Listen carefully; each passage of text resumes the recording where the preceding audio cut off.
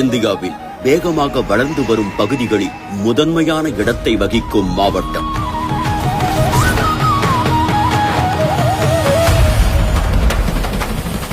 ஒருபுறம் பறந்து விரிந்த நவீன நகர பகுதியை கொண்டிருந்தாலும் மற்றொருபுறம் இயற்கை எழில் கொஞ்சும் மலைவளம், நீர்வளம், தாவர வளம் என அனைத்து வகையான உயிரினங்களுக்கும் சொர்க்க பூமியாய் திகழும் மாவட்டம்.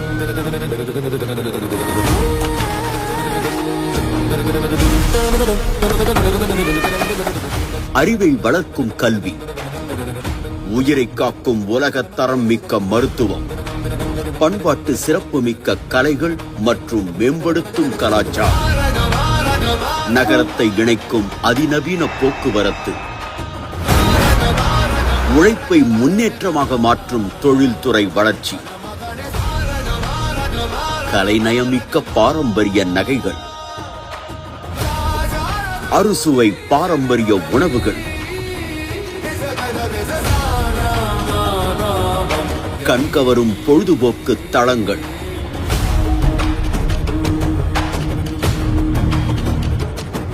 நூலிழைகளால் உலகை கட்டி இழுக்கும் ஜவுளி உற்பத்தி போன்றவற்றில் தலை சிறந்து விளங்கி தென்னிந்தியாவின் மான்செஸ்டர் என புகழப்படும் மாவட்டம் கோயம்புத்தூர்.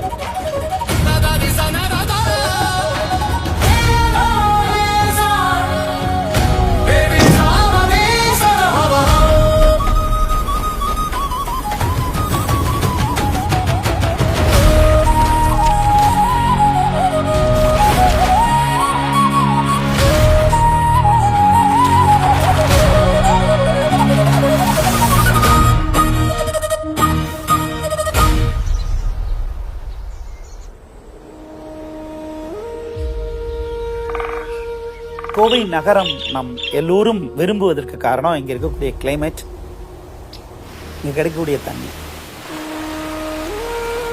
இந்த இதமான ஒரு சூழல் இங்கு உருவாகுவதற்கு காரணம் இங்க உள்ள இயற்கை அமைப்பு தான். தென்னிந்தியாவை பொறுத்தவரை இந்த மேற்கு தொடர்ச்சி மலை என்பது ஒரு உயிரியல் ஆவண காப்பகம் என்று கூறலாம்.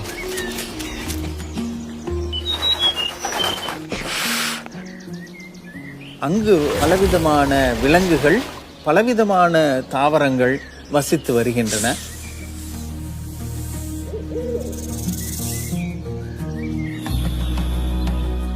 மேற்கு தொடர்ச்சி மலை உலகில் உள்ள 8 அரிதிலும் அரிதான உயிர் சூழல் வளமிக்க இடங்களில் உண்டு. UNESCO the world heritage site, உலக பாரம்பரிய இடமாக மேற்கு தொடர்ச்சி மலையை அறிவித்தது. அவற்றில் 2 இடங்கள் கோவை மாவட்டத்தில் உள்ளன. ஒன்று டாப்ஸ்லிப் அருகே இருக்கக்கூடிய கரியஞ்சோலை வனப்பகுதியும், இன்னொன்று கிராசில்ஸ் என்று சொல்லக்கூடிய அக்காமலை புல்வெளியும் பாரம்பரிய இடமாக அறிவிக்கப்படும். அக்காமலை புல்வெளிகள் என்பது உலகில் அதிக எண்ணிக்கையில் ஒரு வாழ்விடத்தில் வரையாடுகள் வாழக்கூடிய ஒரு இடமாக அது இருக்கிறது. சிறப்பு என்னன்னா, அங்கு அரிய வகையான பால்சம், அரிய வகையான ஆர்கிட்ஸ் இவையெல்லாம் அங்கே காணப்படுகிறது. அதே போல் மேற்கு தொடர்ச்சி மலையில் ஆனைமலை, யானைகளுடைய பெரிய வாழ்விடம், அதனாலதான் அந்த பேர் உம்பர்காடுன்னு அது பேர்லாம் உண்டு. அது உலக புகழ்பெற்ற ஒரு இயற்கை வாழ்விடம். 2007ஆம் ஆண்டு அது ஆனைமலை புலிகள் காப்பகமாக அறிவிக்கப்பட்டிருக்கிறது. மிக அரிய உயிரினங்களுடைய வாழ்விடமாக ஆனைமலை இருக்கிறது. 4 வகையான மான்கள் உண்டு. சிங்கவால் குரங்கி என்று சொல்லக்கூடிய லயன் டெயில் மெக்காக், இந்த குரங்கினம் அது மேற்கு தொடர்ச்சி மலை தவிர உலகத்தில் வேற எங்கும் கிடையாது. அதனுடைய மிகப்பெரிய வாழ்விடமாக ஆனைமலை இருக்கிறது. 4 வகையான இருவாச்சி பறவைகள் உண்டு, ஹார்ன்பில் என்று சொல்லுவோம். 4 வகை இருவாச்சி பறவைகளும் கோவை வனக்கோட்டத்திலும் ஆனைமலையிலும் இருக்கின்றன. ஒரே காட்டில் அதிக எண்ணிக்கையில் ஆசிய யானைகள் வாழ்வது என்பது நீலகிரி உயிர்கோள மையம் என்று சொல்லுவாங்க. அதனுடைய ஒரு மிக முக்கிய பகுதியாக கோவை யானைக்கோட்டம் இருக்கிறது. யானை இதனுடைய மிக முக்கியமான வாழ்விடம் கோவை என்பது நமக்கு ஒரு பெருமிதம். விலங்கினங்களுக்கு மட்டுமல்ல, தாவரங்களுக்கும் மிக சிறப்பானது. 2500 வகையான பூக்கும் தாவரங்கள் இங்கு அடையாளம் காணப்படும். இந்த மேற்கு தொடர்ச்சி மலைகளில் பலவிதமான பழங்குடி மக்கள் வசித்திருந்திருக்கிறார்கள். அந்த காலத்திலிருந்தே, குறிப்பாக நுண்கற் காலத்திலிருந்தே அவர்கள் காடுகளில் தங்கி வசித்திருந்திருக்கிறார்கள். கோயம்புத்தூர் மாவட்டத்தில் 5 பழங்குடிகள் இருக்கிறாங்க. இருளர், காடர், மலசர், மலர்மலசர் என்று சொல்லக்கூடிய மகாமலசர் மற்றும் முதுவர்.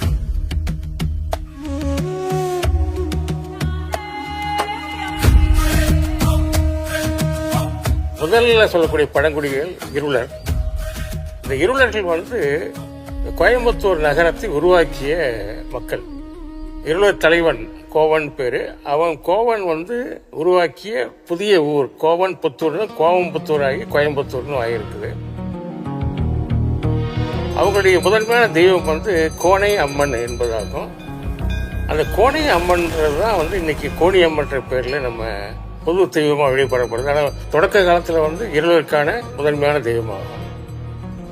அவர்கள் மிகச்சிறந்த மூலிகை அறிவு உள்ளவங்க. மலசர் என்று சொல்லக்கூடிய பதிமலசர் யானையின் நடமாட்டத்தை அறியக்கூடிய கூடுதல் திறன் வாய்ந்தவர்கள்.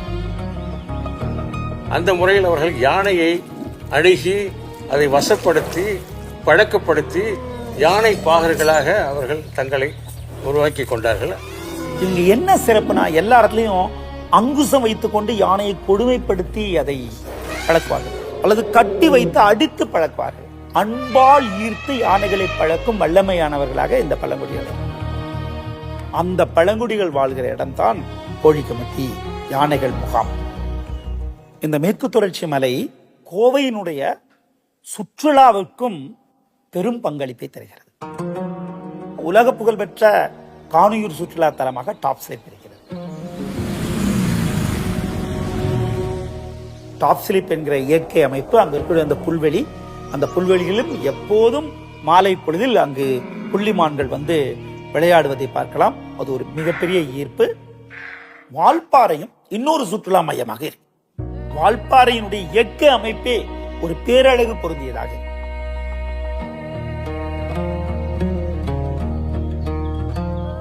மழை காலத்துல பாத்தீங்கன்னா சாலையோரமே அருவிகள் கொண்டு இந்த பேரழகை பார்க்கிற ஒரு இடமாக வால்பாறை. சின்ன சின்ன அருவிகள் இல்லாமல் பெரிய அருவிகள். இப்ப வால்பாறை போற வழியிலேயே கவி அருவி என்று சொல்லக்கூடிய குரங்கருவி, அது மக்கள் கூட்டமாக போறாங்க, குளிக்கக்கூடிய இடமாக அனுமதிக்கப்படுகிறது. அந்த அருவி ஒரு நமக்கு இருக்கிற கோவையினுடைய பெருமிதமான ஒரு சுற்றுலா தலங்கள்ல ஒன்றாக அது இருக்குது. அதே போல சின்ன கல்லார் குளிக்க அனுமதிக்கப்படுவதில்லை இப்போது, ஆனால் பார்க்க சிறப்பான ஒரு இடம். அதே போல் வால்பாறையிலிருந்து இயற்கை அழகு பொருந்திய இடங்களாக இந்த நல்லமுடி மலை உச்சி இருக்கு. மழை காலத்தில் அங்க போய் பார்த்தோம்னா ஏறக்குறைய ஒரு 15-20 அருவிகள் அங்கங்கே கொட்டிக்கிட்டு கண்ணுக்கு விருந்து கொடுக்கக்கூடிய ஒரு இடமாக அந்த நல்லமுடி காட்சி முனை இருக்கு. கோவை வனக்கோட்டத்தில் தமிழ்நாட்டின் ஒரு முன்மாதிரி இயற்கை சுற்றுலா மையமாக பரளிக்காடு இருக்கு. அது பழங்குடிகளால் நடத்தப்பட்டது. நம்மளை போனோன்னா ரொம்ப இன்முகத்தோடு வரவேற்று ஒரு தேநீர் கொடுத்து அவர்கள் அந்த பரிசலில், அந்த பில்லூர் அணையில் பரிசலில் கூட்டி மறுபடியும் நல்ல சுவையான உணவு கொடுத்து ஒரு சின்ன ஒரு காட்டுப்பகுதியில் ஒரு நடை செய்து அழுக்கில்லாத ஒரு ஆற்றில் குளிக்க வைத்து அனுப்புகிற ஒரு திட்டம். சனி ஞாயிறு விடுமுறை நாட்களில் மட்டும்தான் உண்டு, எல்லா நாட்களையும் கிடையாது.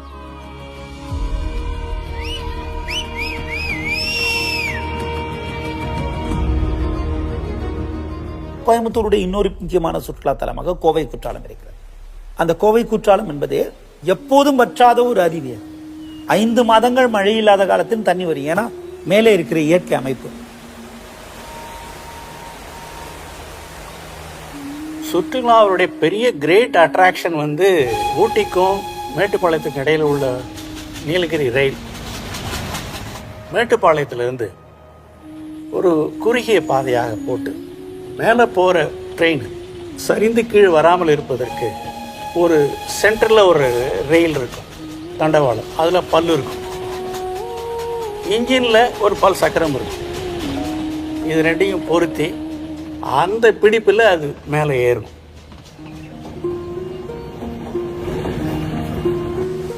ரிட் சிஸ்டம், இந்த சிஸ்டத்தை சுவிட்சர்லாந்துலேருந்து இங்கே கொண்டு வந்து கல்லாருக்கும் குன்னூருக்கும் இடையில் அமைத்தார்கள்.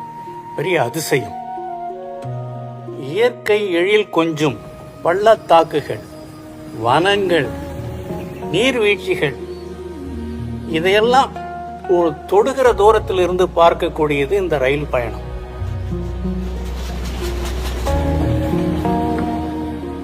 இதற்கு யுனெஸ்கோ புராதன சின்னமாக ஆக்கியிருக்கிறார்கள்.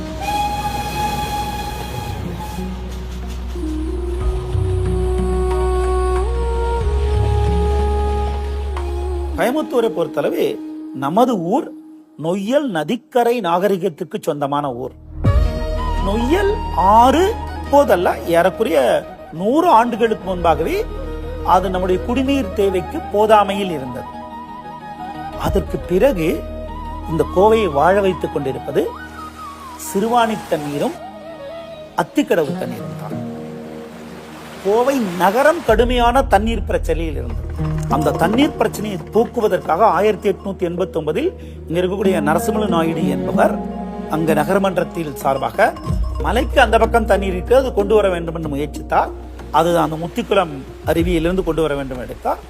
முயற்சி தொடங்கப்பட்டது, நடக்கவில்லை. தொடர்ந்து அதற்கான முயற்சி நடந்து 1929 ஆண்டு அன்றைய நகர்மன்ற தலைவராக இருந்த ரத்தன சபாபதி அவருடைய பெரும் முயற்சியால் 1929 ஆண்டு கோயம்புத்தூருக்கு சிறுவாணி தண்ணி. சிறுவாணி தண்ணி வந்த ஒண்ணுதான் கோயம்புத்தூருடைய வரலாறை மாறி போனது. அதற்கு முன்பாக குடிநீரற்ற ஒரு ஊராக, சுகாதாரமற்ற ஊராக பதிவு செய்யப்பட்ட ஊர். இந்த ஊர் ஒரு தொழில் நகரமாக, எல்லோருக்கும் பிடித்த ஊராக மாறியதற்கு இந்த சிறுவாணி தண்ணீர் காரணம். அதே போல் அதற்கு பிறகு கொண்டு வரப்பட்டது பவானி ஆற்றிலிருந்து, பில்லூர் அணையிலிருந்து கொண்டு வரப்பட்ட அத்திக்கடவு தண்ணீர். இந்த 2 தண்ணீரும் தான் கோயம்புத்தூருடைய வாழ்வாதாரம்.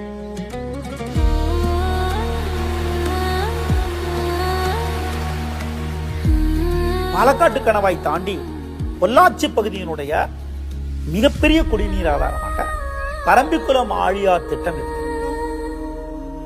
இந்த பரம்பிக்குளம் ஆழியார் திட்டம் 7 அணைக்கட்டுகளால் உருவாக்கப்பட்டது. மேற்கு நோக்கி போகும் தண்ணீரை நமக்கு கிழக்கு நோக்கி கொண்டு வந்த ஒரு பெரிய திட்டம். மேல் நீரால் அந்த தண்ணி அப்படியே மேற்கு நோக்கி அரபிக்கடலுக்கு போகிற தண்ணி அங்க தடுத்தோம். அணை தடுத்து ஒரு டனல் கீழ் நீராக்கு கொண்டு வரும். கீழ் நீர் சேமிக்கப்பட்ட பிறகு அதை தடுத்து அங்கிருந்து டனல் வெட்டி அதை சோலையாருக்கு கொண்டு வரும். சோலையாரை தடுத்து டனல் வெட்டி அந்த மானாம்பள்ளி அங்க வரும். மானாம்பள்ளியிலிருந்து அப்படியே வந்து பரம்பிக்குளம், பரம்பிக்குளத்திலிருந்து பெருவாரிப்பள்ளம், தூணக்கடவு, இது ரெண்டும் சேர்ந்த ஒரு ட்வின் டேம்ஸ் சொல்லுவாங்க, அங்க கொண்டு வரும். அந்த தூணக்கடவுல இருந்து மறுபடியும் டனல் வெட்டி சர்க்கார் பதி என்கிற ஒரு இடத்துக்கு வந்து அதை கொண்டு வரலாம். அங்கிருந்து இத்தனை டனல் மூலமாக இது இணைத்த அந்த அற்புதத்துக்கு மேல அங்க ஒரு என்ன அற்புதம் நடந்திருக்கலாம். அங்கிருந்து சமமட்ட கால்வாய், எந்த விதமான பிரஷரும் இல்லாம புவியீர்ப்பு விசையினுடைய ஈர்ப்பிலேயே ஒரு கால்வாய் வெட்டப்பட்டது. கான்டூர் கெனால் என்றது சொல்லுவாங்க. அந்த சர்க்கார் பதியில் ஆரம்பிச்சு அப்படியே அந்த தண்ணி அந்த மலையை குடைந்து வந்து ஆலியாருக்கும் அப்பர் ஆலியாருக்கும் இடையில அந்த கடந்து போகும். பரம்பிக்குளம் ஆலியார் பாசன திட்டம்னு ஒன்று உண்டு. பல 1000 ஏக்கர் நிலப்பரப்பு பயன்படுது. தென்னை மரங்கள் நிறைந்த பொள்ளாச்சி நம்ம பெருமைப்படுறோம்னா இந்த பாசன திட்டம் அதுக்கு முக்கியமான காரணம். இன்னொன்று, எல்லா இடங்களிலும் மின் உற்பத்தி செய்யப்படுது. இந்த 7 அணைக்கட்டுகளிலும் மின்சாரம் தயாரிக்கப்படுது. முதல்ல ஹைட்ரோ பவர் ஜெனரேஷன் ஆசியாவிலே இங்கே தான் தொடங்கினார்கள். ஃபர்ஸ்ட் தமிழ்நாட்டில் ஸ்ட்ரீட் லைட்டு இங்கே தான் போட்டாங்க. மின்சாரம் ஈஸியாக கிடைச்சதுனால வேகமாக இந்த பகுதியில் வந்து மனித வாழ்வாதாரத்துக்கு தேவையான மிஷினரிஸ் உற்பத்திக்கு இவை அடித்தளம் அமைந்திருக்கு. தொழில்துறையில் தற்போது வேகமாக வளர்ந்து வரும் கோவை மாவட்டம் பண்டைய காலம் முதலே வணிகத்தில் தலை சிறந்து விளங்கி இருந்திருக்கின்றது.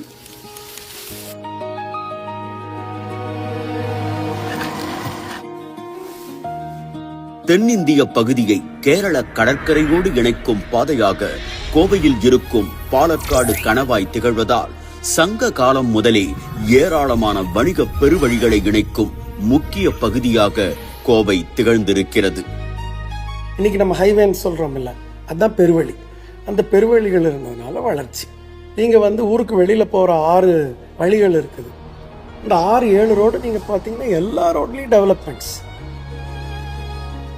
கோயம்புத்தூர் பகுதி தென்னிந்தியாவின் மான்செஸ்டர் என்று அழைக்கப்படுகின்றது. இதற்கு முக்கியமான காரணம் அதன் துணி உற்பத்தியாகும். பலவிதமான அந்த பருத்தி துணிகள் இங்கு உற்பத்தி செய்யப்பட்டன. அதுக்கு என்ன காரணம்? 2. ஒன்று அந்த நூல் அதிகமாக முறுக்கு இல்லாத நூல். இந்த முறுக்கு இல்லாத நூலை வச்சு நாம் ஆடை செய்யணும்னாக்கா காட்டில் ஈரப்பதம் இருக்கணும். பாலக்காடு கணவாய் வழியாக கிட்டத்தட்ட 9 மாதம் அந்த ஈரக்காற்று வந்து கொண்டே இருக்கு. அதனால் பின்னல் ஆடைக்கு பயன்படுத்துகின்ற நூலை அறுந்து போகாமல் பார்த்துக்கணும். எஸ்பி நரசிம்ம நாயுடுன்னு அவர் ராஜா ராம் மோகன் ராய் ஆஃப் த சவுத்துன்னு சொல்லுவாங்க. அவர் பாம்பே போறாரு. பாம்பே போய் அவர் பார்த்துட்டு, பாம்பேல டெக்ஸ்டைல் இண்டஸ்ட்ரி இருக்கு, மில்லெல்லாம் இருக்குது, நம்ம கிளைமேட்டுக்கு இங்கே ஒரு மில்லை போடலாமேன்னு நினைக்கிறார். 1888 Coimbatore spinning and weaving company limited, அதுக்கு பேர் ஸ்டேன்ஸ் மில்லுன்னு சொல்லுவாங்க, மேம்பாலத்துக்கிட்ட. ரோடு பேரு மில் ரோடு. சார் ராபர்ட் ஸ்டேன்ஸை வச்சு அந்த மில்லை தொடங்குறாரு அவர் தோட்டத்தில். அதுதான் ஃபர்ஸ்ட் மாடர்ன் ஸ்பின்னிங் மில்.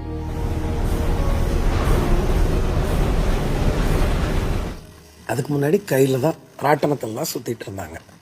இதை பார்த்து மில்லு மேலே மில்லாக ஒரு 100 மில்லுக்கு மேலே வந்துடுது.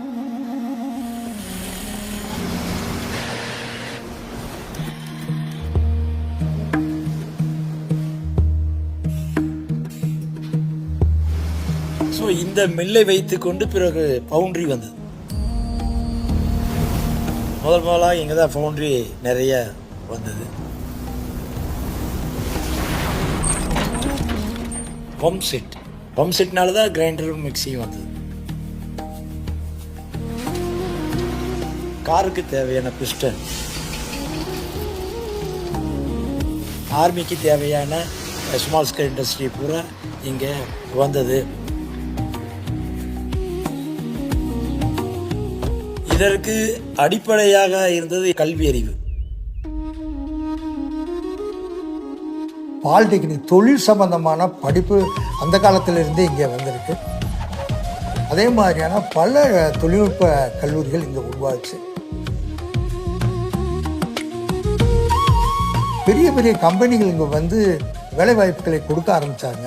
நல்ல நல்ல மாணவர்களை இங்கே இருக்கிற கல்வி நிறுவனங்கள் உருவாக்கி கொடுத்தார்கள். அந்த அடிப்படையில் இந்த பகுதி தொழில்நுட்ப படிப்பிற்கு முக்கியத்துவம் என்ற பகுதியாக வளர்ச்சி பெற்று இன்று கல்வித்துறையில் ஒரு முக்கியமான நகராக கோயம்புத்தூர் வளர்ச்சி பெற்றிருக்கிறது.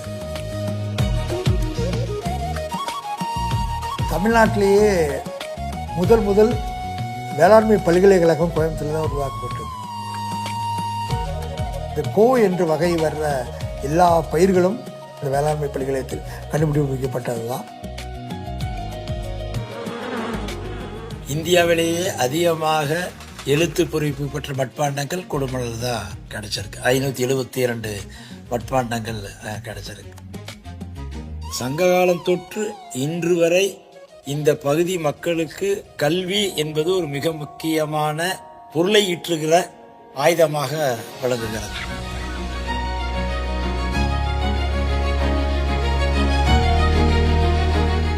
ஒரு நகரத்தின் வரலாற்றை, வளர்ச்சியை ஆவணப்படுத்தி அடுத்த தலைமுறைக்கு எடுத்துச் செல்வது இன்றியமையாதது. பல்வேறு அருங்காட்சியகங்கள் மூலம் அதை சிறப்புற செயலாற்றி வருகிறது இந்த மாவட்டம். அடுத்தது மருத்துவத்துறை. நிறைய அட்வான்ஸான மருத்துவத்துறை இந்த கோயம்புத்தூரில் இருக்கு.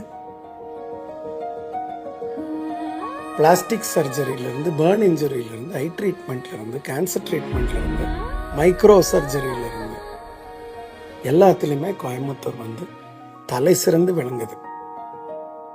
இன்டர்நேஷ்னல் லெவலில் இருக்குது இன்னைக்கு நம்ம ஹாஸ்பிட்டல் இண்டஸ்ட்ரி.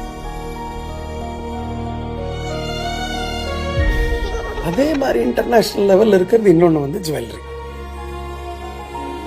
கேடு, game, 3D printing, costing, export, production, wholesale, retail அப்படின்னு சொல்லி நீங்கள் எடுத்துக்கிட்டிங்கன்னா கம்ப்ளீட்டாக வெல் டெவலப்டு 2 செக்டர் இதுன்னா மெடிக்கல் செக்டரும் ஜுவல்லரி செக்டர் தான் மோஸ்ட் அட்வான்ஸ்.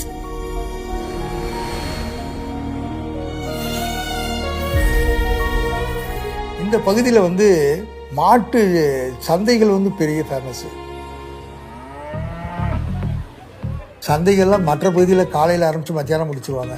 இங்கே சந்தைகள் 1 வாரம் 10 நாள்லாம் நடக்கிற சந்தைகள்லாம் பார்க்கலாம். பெரிய பெரிய சந்தைகளை இப்போதும் நடந்து கொண்டிருக்கிறார்.